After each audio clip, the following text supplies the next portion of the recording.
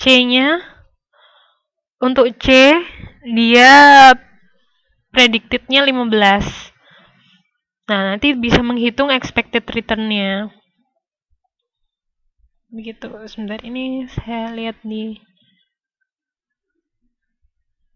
PPT.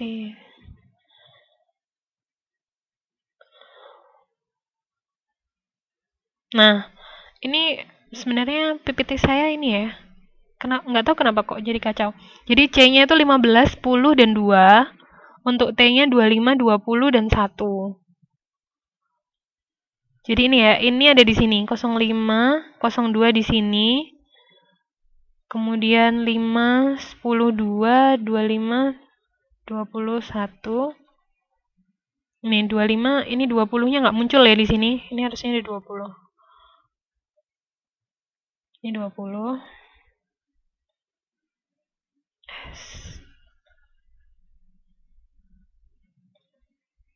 Harusnya 20, di sini 1.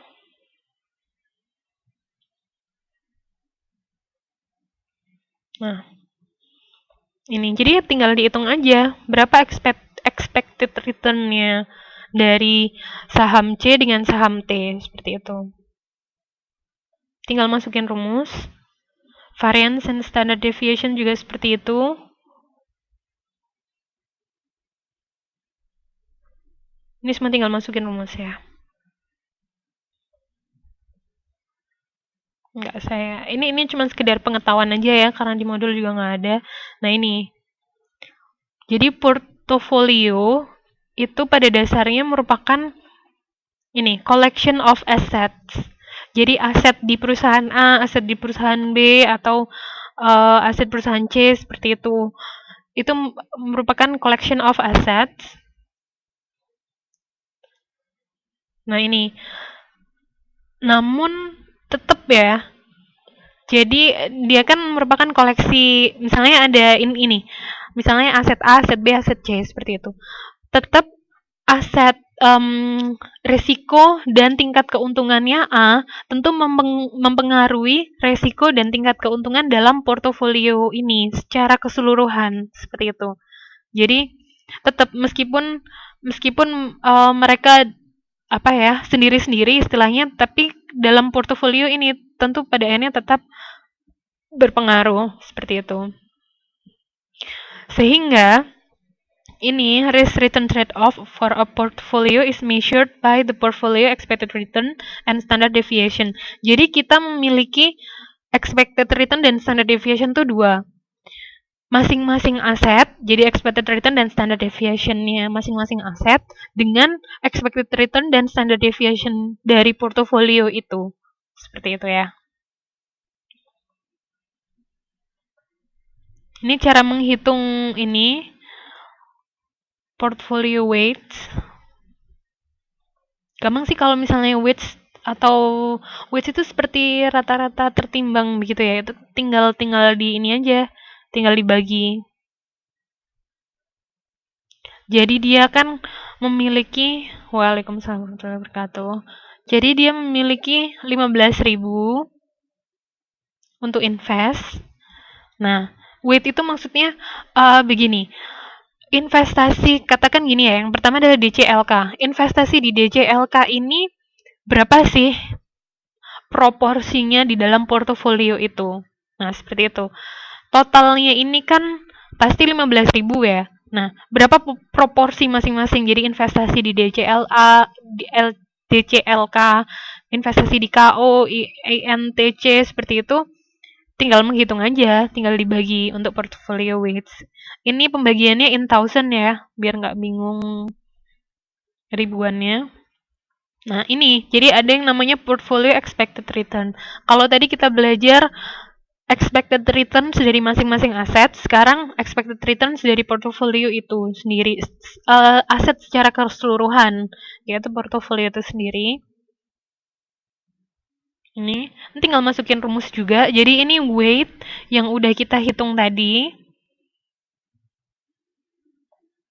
Terus ERJ-nya tinggal dihitung ya. Masukin rumus yang tadi masing-masing. Nah, ini tinggal masukin rumus saja pada intinya.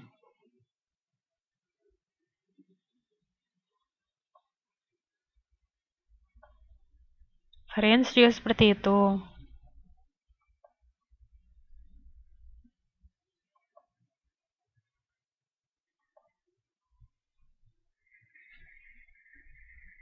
Ini selalu berantakan ya jadinya.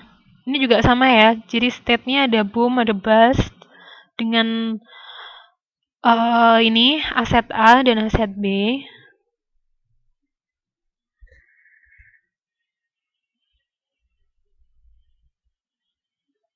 Ini contoh perhitungannya.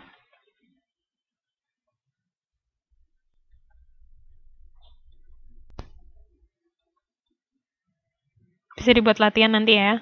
Nah, sekarang portfolio teori ini erat kaitannya dengan diversification, yaitu diversifikasi. Ini yang saya bilang tadi, jadi jangan meletakkan beberapa telur di dalam satu keranjang.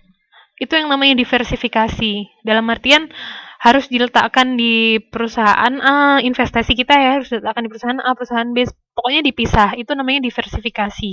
Ini investment in several different asset classes or sectors seperti itu. Jadi invest di saham, invest di emas, invest di obligasi seperti itu.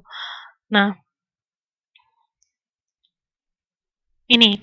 Jadi diversifikasi is not just holding a lot of assets. Jadi diversifikasi itu nggak cuman punya banyak aset, tapi ada perhitungannya juga seperti itu. Ini contohnya ya. Jadi kalau misalnya punya 50 stocks that span 20 different industries, then you are diversified. Jadi kalau cuman punya 50 internet stocks, kan sama-sama internet semua nih ya.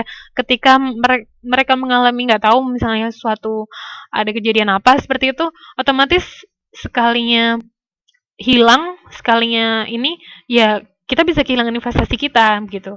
Tapi kalau kita memiliki 50 saham yang berada di 20 different industries seperti itu, jadi berada di dalam 20 industri yang berbeda-beda, maka kita sudah diversified seperti itu.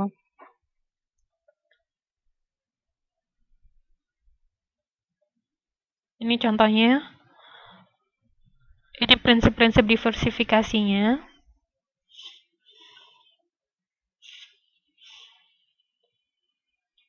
Ini. Jadi dalam diversifikasi itu tetap ada minimum level of risk that cannot be diversified away. Jadi meskipun sudah didiversifikasi, tetap ada resiko-resiko yang memang sudah tidak bisa hilang. Seperti resiko dalam artian yang tidak bisa kita kendalikan ya, kayak misalnya resiko apa ya, kondisi keuangan negara seperti moneter, inflasi, itu kan kita tidak bisa mengendalikan. Jadi meskipun kita sudah mendiversifikasikan, meskipun kita sudah memisah-misah investasi kita, tetap tidak bisa dihilangkan resiko itu. Ketika inflasi naik, ya tetap misalnya nilai kita turun seperti itu. Nah, ini contohnya. Jadi tetap ada yang namanya non-diversifiable risk. Itu ada di sini. Seperti itu. Nah, yang mau kita hilangkan itu adalah ini, diversifiable risk. Seperti itu. Kalau misalnya kita tidak melakukan diversifikasi, bisa setinggi ini. Namun setelah kita melakukan diversifikasi, pada akhirnya tinggal non-diversifiable risk.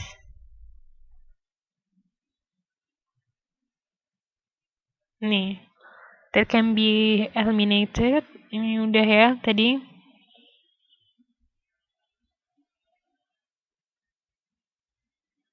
Bisa disebut juga, jadi diversifiable risk itu bisa disebut juga unsystematic risk atau unique atau asset specific risk.